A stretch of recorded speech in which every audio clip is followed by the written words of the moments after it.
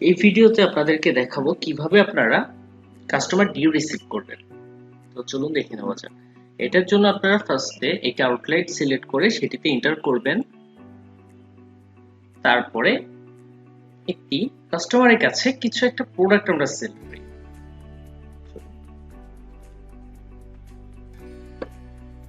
Add sale. তো এখানে আমি নতুন করে একটা কাস্টমার অ্যাড করে নিচ্ছি। কাস্টমারের নাম দিচ্ছি জাহিদ হাসান, তার মোবাইল নাম্বার, ক্রেডিট সেলটা অবশ্যই ইয়েস রাখতে হবে যদি বাকিতে কোনো প্রোডাক্ট বিক্রি করতে চাই। তার ইমেল অ্যাড্রেস এবং ঠিকানা দিয়ে সাবমিট করলাম।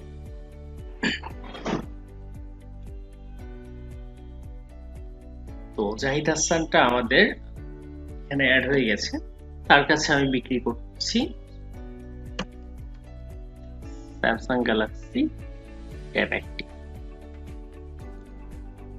এখানে দেখেন আমি এখানে সরাসরি একটা পেমেন্ট মেথডে যাচ্ছি। এখানে একটা অ্যামাউন্ট দিতে হবে। টোটাল তার বিল আসছে ৫৮,০০০ টাকা। তো সে আমাকে জমা দিচ্ছে ২০,০০০ টাকা। তার ডিউ থাকছে ৩৮,০০০ টাকা।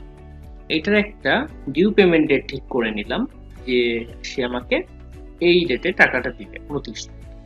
তো এটা দিয়ে আমাকে সাবমিট করতে হবে। আমার এই প্রোডাক্টটা ডিউ করে সেল করা হয়ে গেছে।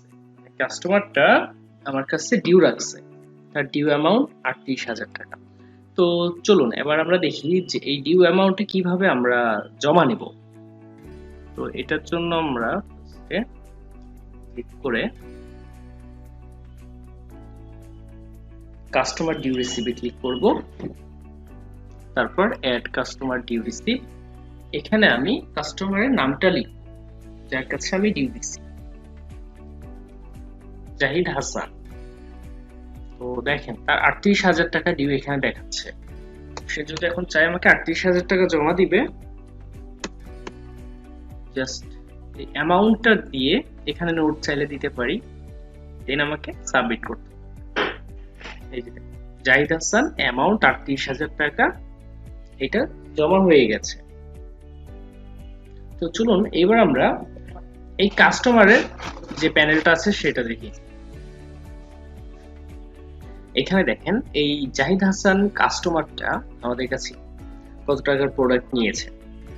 সে তার ফার্স্ট ইনভয়েসে এত তারিখে ডিউ করেছিল ৩৮,০০০ টাকা, পেইড করেছিল ২০,০০০ টাকা।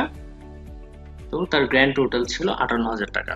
এখানে দেখতে পারবেন তার টোটাল ইনভয়েস কতগুলা, তার বেসিক ইনফরমেশন, সে টোটাল তার কাছে আমরা কত টাকা সেল করেছি, তার টোটাল পেইড করেছে কত, আর তার কাছে ডিউ কত আছে এটা। তো এখানে ডিউ রিসিভ লিস্টে দেখেন এত তারিখে আমাকে ৩৮,০০০ টাকা সে ডিউ জমা দিয়েছে। তো এটাই হচ্ছে মূলত কাস্টমার ডিউ রিসিভের ব্যাপারটা।